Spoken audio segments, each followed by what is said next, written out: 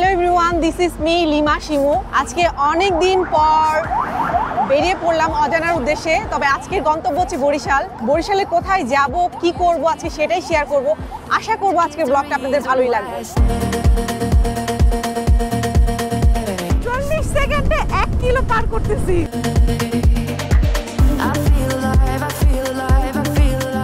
এবং আমার হাতে দেখতে পাচ্ছেন বিশাল বড় একটা আমরা।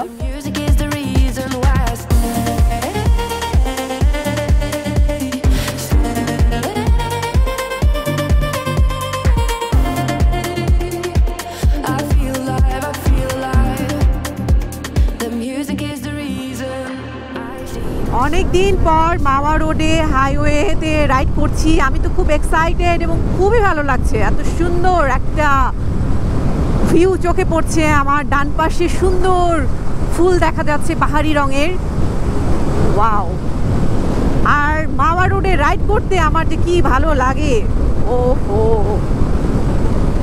এখানে কিন্তু টপ স্পিডটা তোলা যায়, যদিও এটা তোলাটা ঠিক না, তবে এখানে টেনে চালাতে ভালোই লাগে। হ্যাঁ মনু, মুই কমবে পারছি মনে হয় একটা ডায়লগ দিতে। যাই হোক, আসলে এক এক দেশের এক এক জায়গার এক এক অঞ্চলের ভাষা রপ্ত করা এতটা সহজ নয়, আর আমি তো পারিই না। তো আমি এখন এই মুহূর্তে রয়েছি পদ্মা সেতুতে অনেকদিন পর। উফ, এই জায়গাটা যে এত ভালো লাগে রাইড করতে, এত সুন্দর লাগে। মনটা অনেক খারাপ হয়ে যায় যখন পদ্মা সেতুতে যে আমাদের বাইকারদের উঠতে দিত না বা উঠতে দেয় নাই, তখন খুব বেশি কষ্ট লাগছিল বা কষ্ট লাগতো। যাই হোক, তো আজকের গন্তব্য আপনারা জানেন আমার বরিশাল। বরিশালে কোথায় যাব, কি করব, আজকে সারাদিন কোথায় কোথায় ঘুরবো, আজকে সেই ব্লগটাই আপনারা আশা করি দেখতে পারবেন, ভালো লাগবে আপনাদের, আর আমার সঙ্গেই থাকবেন। আমি পদ্মা সেতুর পর এখন ভাঙার উদ্দেশ্যে রওনা দিয়েছি। এই রোডটা পদ্মা সেতু থেকে প্রায় ভাঙা পর্যন্ত রোডটা এত দুর্দান্ত। আর এখন রোডের হচ্ছে পাশে হচ্ছে ফুলের গাছ দেখা যাচ্ছে এবং সবুজ, এবং রোডটাও নিট অ্যান্ড ক্লিন। মানে বাংলাদেশের প্রত্যেকটা রোড যদি এরকম হতো, আমরা খুব কম সময়ের মধ্যে এক জায়গা থেকে অন্য জায়গায় চলে যেতে পারতাম। ও মেঘটা কত সুন্দর লাগতেছে দেখেন, মানে পাহাড়ের মতো মনে হচ্ছে না? আকাশটা একদম নীল আর মেঘগুলো দেখেন। ও হো, ওয়েদারটা কিন্তু জোস। থামলে লাগতেছে গরম, কিন্তু রাইডিং অবস্থায় সেই লাগতেছে। আমি এই মুহূর্তে 40 সেকেন্ডে 1 কিলো করে পার করতেছি, যদিও খুব একটা স্পিড নয়, আরও স্পিড বাড়ানো যায় মানে এই ধরনের রোডে। ওহো, সামনে কি আবার পুলিশ নাকি? ধরবো নাকি রে ভাই? গেছিলাম এখনই ভাব নিতে যে গেছিলাম যে 40 সেকেন্ডে 1 কিলো পার করতেছি, সামনে চেকপোস্ট, তারপর স্লো করে দিলাম। এই হলাম বাঙালি। আল্লাহ আল্লাহ, দুটো অ্যারো মার্ক করা আছে, এদিকে বরিশাল আর এদিকে ফরিদপুর। এখন আমরা যাব বরিশাল, তার মানে বামে যেতে হবে। হ্যাঁ, আমরা হচ্ছে একটু হালকা নাস্তা করে নিব, একেবারে নর্মাল কোনো জায়গায়। যদি হয় গ্রামীণ কোনো পরিবেশে তো খুব ভালো হয়। সমোচা সিঙ্গারা চা হলে তো আরও ভালো হয়, যদিও সমোচা সিঙ্গারা এগুলো হচ্ছে গ্যাস্ট্রিকের খাবার, তারপরও মাঝে মধ্যে এগুলো খেতে ভালোই লাগে। ভাঙার পর থেকে ভেজাল্লা রাস্তা শুরু হয়ে গেছে। বরিশালের রাস্তা নাকি খুব ভেজাল্লা একটা রাস্তা হচ্ছে। তো আজকে সেই ভেজাল্লা রাস্তাটা দিয়েই যাচ্ছি। সবার কাছেই আমি শুনেছি বরিশালের রাস্তাটা নাকি খুবই খারাপ, মানে হচ্ছে ও রং সাইড থেকে গাড়ি চলে আসতেছে বা আপনাকে সাইড দিবে না। তো আজকে আমার সেই অভিজ্ঞতাটাই নিব এবং সেই অভিজ্ঞতাটা আপনাদের সঙ্গে শেয়ার করব। তো বরিশালের রোডটা দেখা যাচ্ছে দুই পাশেই লেন বৃদ্ধি করতেছে, কাজ চলতেছে এবং অনেকখানি হয়েও গেছে, ভালো করেছে। আর রোডটা হলো জাম্পিং রোড। এই রোডটার নাম দিলাম জাম্পিং রোড, বেশ জাম্প করতেছে। তো খুব বেশি ওভার স্পিডে রাইড না করাই ভালো। এবং রাস্তা তো মনে হচ্ছে বেশ রিপেয়ার করেছে, যারা আগে আসছে তারা বলতে পারবে, আমার যেহেতু আজকে ফার্স্ট আসা। কিন্তু আর বাংলাদেশের প্রাকৃতিক অবস্থাটাও আসলে এরকম যে রোড যতই আমরা যেভাবে বানাই না কেন খারাপ হয়ে যায়, তারপরে তো হচ্ছে আছেই 2 নম্বরই। ও সোনালি পাট, রাস্তার দুই ধারে দেখা যাচ্ছে সোনালি পাট, সোনালি আঁশ পাট থেকে যেটা বের করা হয়। আর এই রোডটায় যেহেতু আমি হচ্ছে একটু রোয়ে শোয়ে রাইড করবো, যেহেতু আমি এই রোডটা আজকে ফার্স্ট, তো এত তাড়াহুড়া করতে পারবো না। আসার সময় দেখা যাবে, কিন্তু যাওয়ার সময়টা একটু বুঝে শুনেই রাইড করি। এই বাসটারে আল্লাহর রাস্তায় যাইতে দেয় না, অসহ্য লাগতেছে এটার। হ্যাঁ,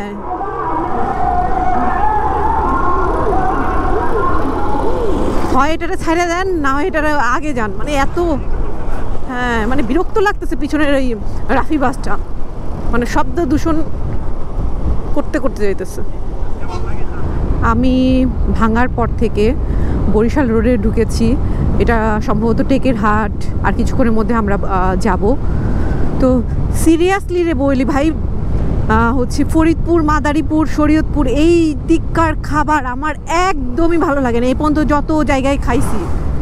আর আজকে মনে হয় আমার লাইফে সবচাইতে বাজে খিচুড়ি খাইছে, সবচাইতে বাজে খিচুড়ি। মানে আমি তো উত্তরবঙ্গে গিয়েছি, বিভিন্ন জায়গায় গিয়েছি, স্ট্রিট ফুড খেয়েছি, মানে এরকম মানে বাজে খাবার। আজকে আমার হচ্ছে রিজিকে এটাই ছিল, কিন্তু আমি আসলে না বলে পারলাম না, মানে এই এলাকার খাবার আসলে সিরিয়াসলি খুবই বাজে, খুবই পচা।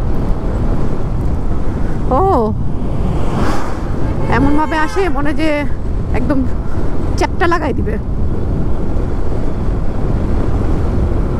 তো এই এলাকায় যারা আছেন, সরি, আমি এক্সট্রিমলি সরি বলতে বাধ্য হলাম, আমার কাছে একদমই ভালো লাগে না এটা। খিচুড়ি না কি ডিম খিচুড়ি, তাছাড়া আমি ভাবলাম যে পরোটা কেমন হবে দেখে মনে চাইতেছে না। খিচুড়িটা তো অ্যাটলিস্ট, তবে এখানের হলো পেয়ারা মাখা আর হচ্ছে আমরা মাখা খেলাম, অসাধারণ, খুব ভালো লাগছে। এখন আমি এই মুহূর্তে রয়েছি টেকের হাট সেতু, এবং যে নিচে নদীটা দেখতে পাচ্ছেন এটার নাম নাকি কুমার। ওই জায়গাটার রাস্তাটা সুন্দর লাগতেছে, একদম সবুজ, আর টেম্পারেচারটা মানে কমে আসছে। পাটের যে একটা পচা গন্ধ, কিন্তু তারপরে ওটা আমার ভালো লাগে, কারণ ছোটোবেলা থেকে এটার স্মেলটা নিয়েছি, তো এই জন্য ভাল লাগে। যদিও এটা একটা পচা বিশ্রী একটা গন্ধ অনেকেই বলবে, বাট পাটের থেকে যে আঁশটা বের করে, তো মজানো অবস্থার ওই স্মেলটা আমার কাছে ভাল লাগে। জানি না কার এরকম শুনলে হয়তো অদ্ভুত লাগতে পারে, বাট আমার ভাল লাগে। তারপরে যে পাকা ধানের একটা স্মেল পাওয়া যায়, ওটাও ভাল লাগে। আমি এখন রয়েছি ডাসার উপজেলা, এটা হচ্ছে বাংলাদেশের সবচাইতে গরিব একটা উপজেলা নামে আমরা চিনি। এটা মাদারীপুরে অবস্থিত। ওহো, দেখতে পাচ্ছেন এলাকাটা গরিব হলে কি হবে, তাদের আভিজাত্য দেখেন, গাছপালাগুলো কি সুন্দর, বড় বড় এবং সবুজ গাছপালা, অনেক সুন্দর। রাস্তাটা যেমন তেমন, কিন্তু আশেপাশের ইয়েটা অনেক ভালো। এই বাস, এই যে সামনের এই বাস, এদের গানের জ্বালায় অতিষ্ঠ আমি। আবারও একটা সামনে আসছে, এটার পাস করেও না যেতে পারবো না, এটার সামনে থাকবো না পিছনে, মানে এটা থাকবেই। আমার সামনের যে রাইডার আছেন উনি জিকির করতেছেন। এই কি বলতেছেন, জোরে জোরে বলেন তো। তার মানে মাদারীপুর শেষ, বরিশাল শুরু। কালকিনি পৌরসভায় এই মুহূর্তে রয়েছি, মাদারীপুর জেলা শেষ। খোদা হাফেজ জানা দিচ্ছে, ওকে খোদা হাফেজ, আবারও দেখা হবে। এবং বরিশাল বিভাগের শুরু। ভালোই লাগে এই জিনিসটা, খালের এই পারে থাকে একটা জেলা, ওই পারে থাকে আরেকটা জেলা, এবং বেশিরভাগই এরকম থাকে, একটা খালটা ভাগ করে, তাই না, যেহেতু আমাদের নদীমাতৃক দেশ। তো এই মুহূর্তে বরিশাল ঢুকে গেলাম। আমাদের সদরে ঢুকতে আরও অলমোস্ট 49 কিলোর মতো রাইড করতে হবে। আমরা সামনে পুলিশের গাড়ি, স্লো রাইড পুলিশ দেখলে আমরা স্লো রাইড করি। তো সব মিলিয়ে অসাধারণ রাইড হচ্ছে। গরমের মধ্যে রাইড করতে কার কার ভালো লাগে?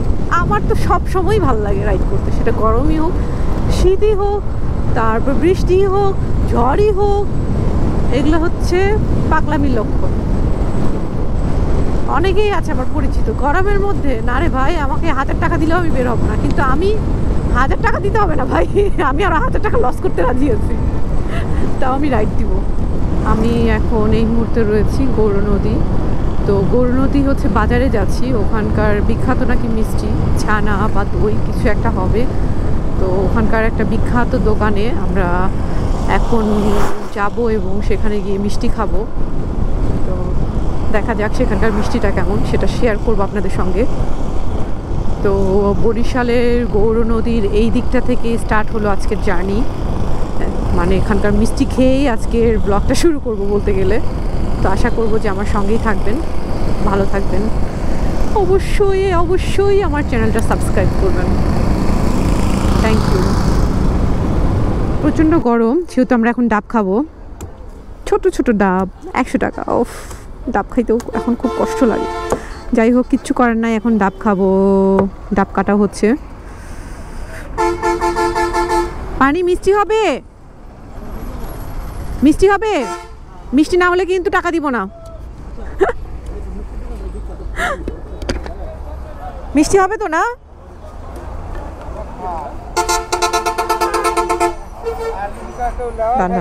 ভরে না, দেখ নেই না, থাক, আমাকে দিয়ে না। ওকে,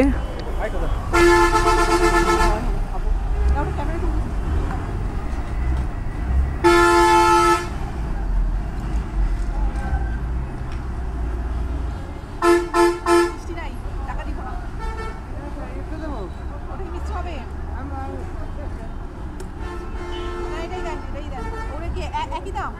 এটা কত? এটাই কেটে দেন। 120 টাকা দাও।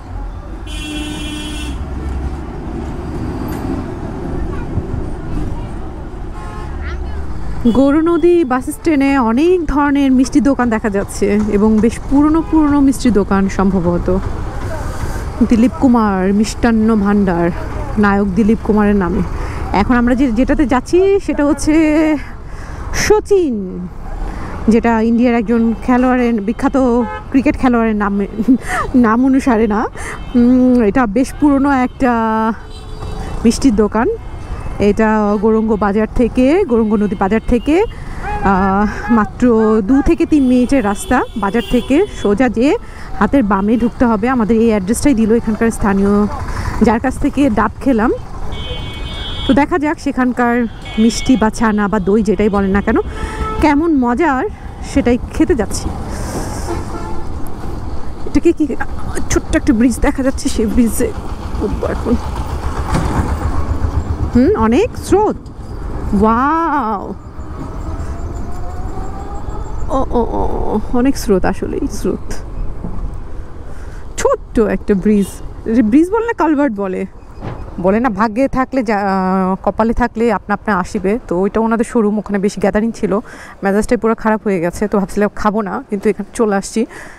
আর দেখেন, আমাদের হচ্ছে দেশে যেটা হয়, নদীমাতৃক দেশ এবং নদীকে কেন্দ্র করে মিষ্টি দোকানগুলো গড়ে ওঠে। তো এটা সম্ভবত গৌরনদী, না? বাহ, এই নদী দেখি এটা দিয়ে পারাপার হয়, সাইকেল নিয়ে পার হয়ে ওই দিক দিয়ে যাবেন? ও, এই যে দেখতে পাচ্ছেন, এটা নদী, এটা তো গৌরনদী, না? এটা তো গৌরনদী। তো তো এই যে আমি এখন গৌরনদীর এই জায়গাটায় আছি, একটু দেখাই।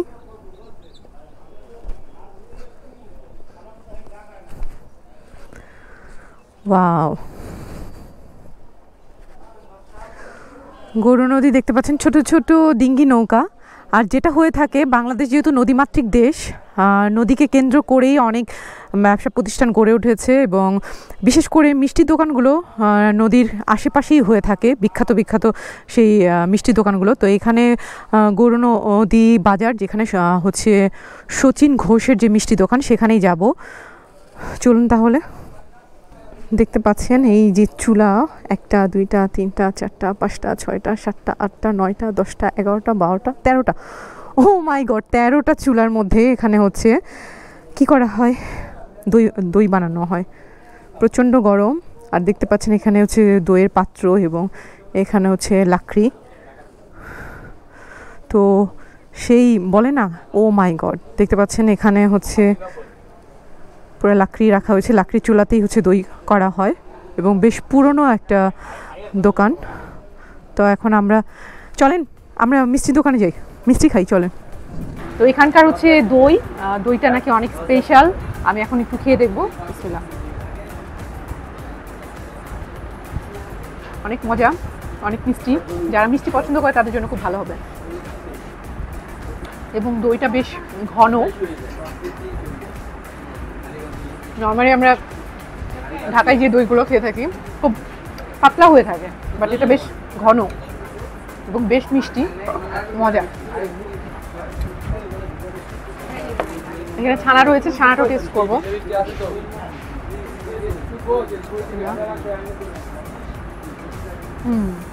ছানাটা মজা, আর বোঝা যাচ্ছে একদম ফ্রেশ দুধ দিয়ে তৈরি করা। এই তো বরিশালের মাত্র স্টার্ট হলো, শচীন ঘোষের মিষ্টি দিয়ে আজকে আমার জার্নিটা স্টার্ট হলো। তো আশা করবো যে আজকে পুরোটা সময় অনেক ভালো যাবে, যদিও অনেক গরম, আর গরমের মধ্যে দই খেয়ে কিছুটা শান্তি পাচ্ছি। তো সব মিলিয়ে আমার আজকে দিনটা অনেক ভালোই যাবে। তো শচীন ঘোষের মিষ্টি খেলাম, অনেক মজার ছিল, বিশেষ করে ছানাটা আমার খুব মজা লেগেছে। তো এখানে হচ্ছে দেখতে পাচ্ছেন দই অনেক সুন্দর করে। এটা কয় ঘন্টা লাগে দইটা তৈরি হতে? সরি, 36 ঘন্টা লাগে। ও মা গো মা, 36 ঘন্টা লাগে একটা দই তৈরি হতে। এবং ওখানে দেখতেই পেয়েছেন, আমি দেখিয়েছিলাম অনেকগুলো চুলা ছিল, প্রায় 13টার মতো মনে হয় চুলা, 14টা চুলা এরকম একসঙ্গে এভাবে ইয়ে করা হয়, এবং 36 ঘন্টা লাগে দই। আমি একটু কাছ থেকে দেখাই, আর দইয়ের কালারগুলো দেখেন কি সুন্দর একদম। তো সব মিলিয়ে আমার গৌরনদী থেকে এখন বিদায় নেওয়া হচ্ছে, আর বরিশালে আরও বেশ কিছু জায়গায় আজকে ঘুরবো এবং সেগুলো আপনাদের সঙ্গে শেয়ার করব। আর আজকে সারাদিনটা কিভাবে যাচ্ছে সেটা আপনাদের সঙ্গে শেয়ার করব। গৌরনদী পৌরসভা শেষ, এখন স্বরূপকাঠির উদ্দেশ্যে রওনা দিয়েছি। মা গো মা, এদিকের বাসগুলো তো অনেক ডেসপারেট। গৌরনদী পৌরসভার পর থেকে হচ্ছে স্বরূপকাঠি যাওয়ার রাস্তাটা আসলে সুন্দর, যেহেতু চওড়া রাস্তা সেহেতু সমস্যা হচ্ছে না, এবং স্মুথ রোডটা, এবং দুই পাশে বিশাল বিশাল গাছ, সবুজ, ভালো লাগছে রাইড করতে। আজকের ব্লগটাই হবে শুধু রাইড আর রাইড। আমরা এখন বরিশালের দুর্গাসাগরে আছি। আজকে মানে সকালে চা খাই নাই দেখে কেমন জানি ঘুম ঘুম লাগতেছে। আমি এই গরমের মধ্যে রাইড করতেছি, তাও মনে হচ্ছে চোখ ভরে ঘুম আসতেছে। আজান দিচ্ছে, 1টা বেজে গেছে। আমরা এখন দুর্গাসাগর পর্যটন কেন্দ্র এটাতে প্রবেশ করব।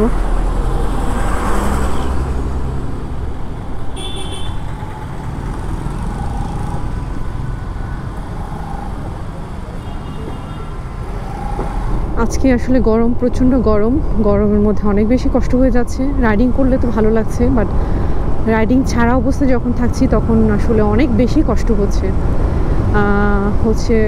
ডাব খেলাম, পানি খেয়েছি, তারপরেও হচ্ছে বলতে গেলে প্রস্রাবের চাপ আসতেছে না, অনেক কষ্ট। আসলে যারা আমরা ব্লগ করি, রাইডিং করি, এত সহজ না। তো আজকের পর থেকে যদি কেউ বলে যে ব্লগিং করা খুব সহজ, ব্লগার বলে যে কেউ যদি মানে টিটকারি সুলভভাবে কেউ কথা বলে, তাহলে খবর আছে রে ভাই। আজকে আমার কি কষ্টটাই না হইতেছে। প্রথমে কি হলো, ড্রোন ফুটেজ নিতে পারলাম না দুর্গাসাগরে, ওকে, ওখানে নিতে পারলাম না, প্রচণ্ড গরম, ওকে ফাইন। তারপর যখন হচ্ছে গোপ্রোতে ভিডিও করব, রাইডিং অবস্থায় সব কিছু প্যাক ট্যাক করে নিলাম। ও মা, এখানে দেখি হচ্ছে আমার গোপ্রো কাজ করতেছে না, ওকে ফাইন। আবার ব্যাটারি চেঞ্জ করলাম কিছুক্ষণ ভিডিও করার পরে, ওকে ব্যাটারি লো হয়ে গেল, আবার একটা ব্যাটারি চেঞ্জ করলাম, ওকে। এরপর হচ্ছে দেখা যাচ্ছে আমার এসডি কার্ডই নাই, কারণ কি এখান থেকে আমি একটা এসডি কার্ড নিয়ে আমি হচ্ছে ড্রোন যখন ফুটেজ নিলাম তখন ড্রোনে ইউজ করেছিলাম, তো ওটা খুলতে মনে নেই। আচ্ছা, এখানে তো প্যারা গেল। তারপরে ঠিক আছে, গোপ্রো দিয়ে এখন ভিডিও করব না, আমি আমার হচ্ছে মোবাইল দিয়ে, ক্যামেরা দিয়ে ভিডিও করব। ওকে, সব কিছু প্যাক ট্যাক করে রাখলাম, এখন মোবাইল দিয়ে দুর্গাসাগরের ওখান থেকে ভিডিও করব। ও মা, এখন মোবাইলে আবার লাগাইতে হবে আমার হচ্ছে কি, মোবাইলে ভয়েস পাওয়ার জন্য তো আমাকে আরেকটা জিনিস অ্যাড করতে হবে, বয়া অ্যাড করতে হবে। ও মা, সেটা তো আমার হচ্ছে কি, আমার হচ্ছে স্কুটারের ডেকির ভিতরে। ওকে ফাইন, ওখান থেকে বের করলাম, এখন দেখি এইটার মধ্যে নাই চার্জ শেষ হয়ে গেছে, মানে কি। ওকে, তারপরে যে 360 কথা কি বলবো। ওকে ফাইন, এটাতে ভিডিও করি, কিছুক্ষণ ভিডিও করলাম, হয়ে গেল, সমস্যা হয়ে গেল, হচ্ছে আর ভিডিও হচ্ছে না। কি, এটা মেমোরি কার্ড ফুল হয়ে গেছে, মেমোরি কার্ডে যে এত ভিডিও সেগুলো আমি বাসা থেকে ডিলিট করে নিয়ে আসি না। ওকে, আবার দাঁড়ায় আবার হচ্ছে ভিডিওগুলো কিছু ডিলিট করে কিছু স্পেস বের করলাম। তার কিছুক্ষণ পরে কি হলো, ও মা, এখন দেখি ব্যাটারি ডাউন, ব্যাটারি মানে হচ্ছে আমার এটা কাজ করতেছে না। আবার এটা হলো হচ্ছে চার্জ দিলাম, ওকে, এটা ঝামেলা গেল। এখন হচ্ছে যেহেতু হচ্ছে রানিং অবস্থায় আছি, কমিউনিকেটরটা তো অন থাকবে, প্রায় সময় কমিউনিকেটরে দেখাচ্ছে চার্জ শেষ হয়ে যাচ্ছে, ব্যাটারি ডাউন হয়ে যাচ্ছে, যোগাযোগ করতে পারতেছি না। অনেক সময় বাসায় আম্মা ফোন দিচ্ছে বা হাজব্যান্ড ফোন দিচ্ছে বা বাসা থেকে বা অফিস থেকে ফোন দেয়, তো যোগাযোগ করতে পারি না। মানে আমরা যারা ব্লগ করি তারা আমরা আসলেই পাগল, কিন্তু এই পাগলদের আপনাদের সহ্য করতে হবে। ভাই ভাই আমাদের সাথে দুর্ব্যবহার করবেন না, ব্লগারদের নিয়ে টিটকারি সুলভ কোনো কিছু বলবেন না ভাই, অনেক কষ্ট। মোটো ব্লগিং করা আরও কষ্ট। হ্যাঁ, যারা ব্লগ করে তারা জানে ভাই, আমি তো বলবো আসলেই মানে এত কষ্ট। আপনাদের তো সামান্য কিছু কষ্ট আমি প্রকাশ করলাম।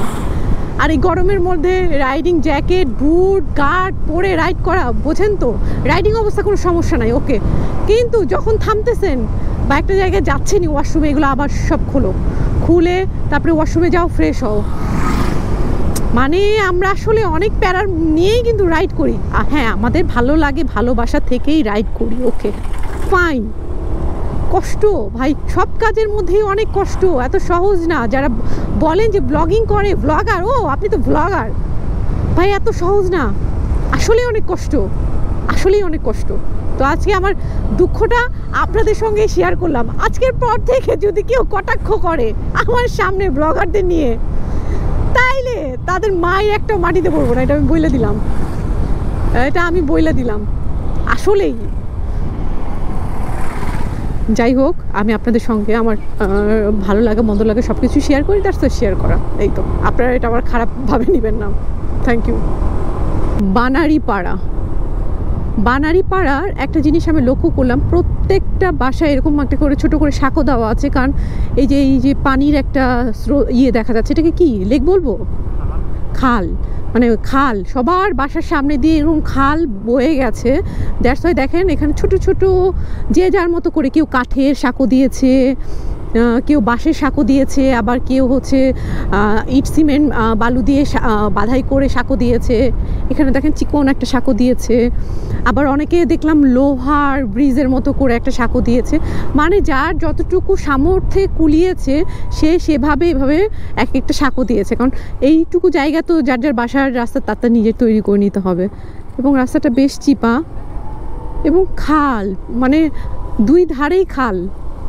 এখন আপনার যদি ডানে বাড়ি থাকে সেক্ষেত্রে তার সাঁকো তৈরি করতে হবে, এবং হচ্ছে বামে যদি থাকে সে সাঁকো তৈরি করে নিছে বা রাস্তা তৈরি করে নিছে।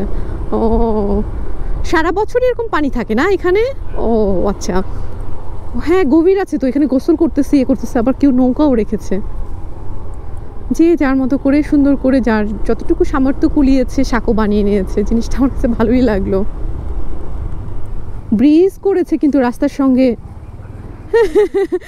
দেখেন রাস্তার মাঝখানে ব্রিজ, কিন্তু ব্রিজটা সংযোগ দিতে পারে না রাস্তার সঙ্গে। এই হচ্ছে আমাদের উন্নয়ন ব্যবস্থা, এই হচ্ছে আমাদের, মানে নামমাত্র ব্রিজটা করে অযথা টাকাগুলো নষ্ট। মানে যেখানে যেটা দরকার সঠিক তত্ত্বাবধানের অভাবে হয় না। যাক, এইটুকু রাস্তা যে ভালো, আমি তো ভয় পেয়ে গেলাম যে অতটুকু রাস্তা থেকে মনে হলাম পুরো রাস্তাটা এরকম হবে নাকি আল্লাহ জানে। এই রোডটা দেখতে পাচ্ছেন, দুই ধারে শুধু কলা গাছ আর কলা গাছ। ওয়াও, একদম প্রকৃতির কাছে চলে এসেছি। হাই হাই, দেখেন দুই ধারে কলা গাছ, শুধু কলা গাছ আর কলা গাছ। কলা গাছে থাকলে একটা পেরে খেতাম। ভুল সময় আসছি, কলা গাছে কলা নাই। আমি এই মুহূর্তে রয়েছি সরবকাঠি কুরিয়ানা আটঘর বাজার, যেখানে হচ্ছে বাংলাদেশের আমড়ার অনেক বড় একটা বাজার রয়েছে এবং এখানে প্রচুর আমড়া দেখা যাচ্ছে। আমি একটু দেখাবো, আসেন আমার সঙ্গে। এখানে অনেক আমড়া রয়েছে, আমরা সাইজ অনুযায়ী হচ্ছে আমড়ার হচ্ছে দামটা হচ্ছে নির্ধারণ করা হয়। এবং আমার হাতে দেখতে পাচ্ছেন বিশাল বড় একটা আমড়া। তো যেগুলো বড় বড় আমড়া সেগুলোর হচ্ছে 70 থেকে 80 টাকা হয়, মানে সাইজ অনুযায়ী হচ্ছে করা হয়, দামটা নির্ধারণ করা হয়। তো বাংলাদেশের মোটামুটি হচ্ছে যারা আমরা বলি যে বরিশালের আমরা অনেক মজা হয়, তো এখান থেকেই মোটামুটি বাংলাদেশের বিভিন্ন জায়গায় যাই আমরা। আর এখানে আমি একটু দেখাবো, আসেন। এখানে দেখতে পাচ্ছেন অনেক হচ্ছে আমড়াগুলোকে বস্তায় ভরা হয়েছে। তো এখানে মেইনলি মন হিসেবেই এগুলো বিক্রি করা হয় এবং ঢাকায় যাওয়ার পরে সেটা আমরা কিনে খাই। আমরা সেই বিখ্যাত বরিশালের আমরা এখন সেই সরবকাঠিতে আমি রয়েছি। তো সব মিলিয়ে আমার আজকে অনেকগুলো স্পট ঘোরা হয়েছে। তো আমরার বাজারটা দেখা বাকি ছিল, সেটাও দেখে নিলাম এবং আমরার বাগানও দেখেছি। তো সব মিলে কিন্তু আমার খুব ভালো একটা সময় কাটছে। এবং আমি একটু দেখাবো ওই দিকটায়, আসেন। দেখতে পাচ্ছেন নৌকা বোঝাই করে আমরা নিয়ে আসা হচ্ছে এবং সুন্দর করে এটা প্রক্রিয়াজাত করবে এবং বস্তায় ভরা হবে এবং ঢাকার বিভিন্ন জায়গায় এবং বাংলাদেশের বিভিন্ন জায়গায় চলে যাবে। অন্য কোনো সময় আসলে এভাবে নৌকায় ওঠা হবে, আজকে ওঠা হবে না। এই প্রচণ্ড গরমের মধ্যে আমি আপাতত নৌকায় উঠতে যাচ্ছি না। আর আমার যেহেতু হচ্ছে ঢাকায় আজকে ব্যাক করতে হবে, দ্যাটস ওয়াই হচ্ছে আমি আজকে আর ট্রলারে উঠবো না। দেখতে পাচ্ছেন অনেক পর্যটক এসে এভাবে নৌকা ভাড়া করে ঘুরে থাকে। আর এই নদীটার নাম হচ্ছে সন্ধ্যা নদী। আচ্ছা, আমরা ঢাকায় পাই না কেন এই আমরাগুলো? কই যায়? হ্যাঁ না, আমরা কেনার সময় না এত বড় আমরা পাই না, পাই ছোট ছোট আমরাগুলো, একদম মানে পরিপুষ্ট আমরাগুলো, অনেক পরিপুষ্ট, খুবই সুন্দর। হ্যাঁ, পয়সা বেশি দিয়ে কিনা হয়, যাত্রাবাড়ি আড়তে যেও পাই না এই আমরাগুলো। তো দেখতে পাচ্ছেন অনেক টুরিস্টও ঘুরে বেড়াচ্ছে এবং এই আমরাগুলো সুন্দর করে ট্রলারে করে নিয়ে আসা হয় এবং এখান থেকে ঢাকার না সারা বাংলাদেশে বিভিন্ন জায়গায় যাওয়া হয়। সামনে দেখতে পাচ্ছেন পেয়ারার বাগান আর বাগান, যতদূর চোখ যাচ্ছে পেয়ারার বাগান এবং এটার মাঝখান দিয়ে একটা রোড, ডান পাশে হলো সুপারি গাছ, সবজির বাগান এবং এই পাশটা হচ্ছে শুধু পেয়ারার গাছ আর পেয়ারার গাছ। আমড়া গাছগুলো, ও ওয়াও, এই যে আমড়া গাছ, আমি আমড়া গাছ খুঁজতেছিলাম, আমার মাথার উপরে দেখতে পাচ্ছেন এই যে আমড়া, ও ওয়াও। তার মানে এক সারিতে শুধু আমড়া আর এই সারিটাতে হচ্ছে সুপারি গাছ আর এই ভিতরটা হচ্ছে পেয়ারা বাগান। ওয়াও, খুব সুন্দর না? জায়গাটা সুন্দর এবং রাস্তাটা অনেক সুন্দর, অনেক সুন্দরভাবে রাইড করে আলহামদুলিল্লাহ এখানে আসতে পেরেছি। আমার তো খুব ভালো লাগছে, যদিও অনেক গরম, প্রচণ্ড গরম। গরমের মধ্যে রাইডিং বুট জ্যাকেট পরে রাইড করতে তো ভালোই লাগে, কিন্তু যখন এই যে স্টিল যখন দাঁড়িয়ে থাকি বা ছবি তুলি সেই সময়টা অনেক গরম লাগে।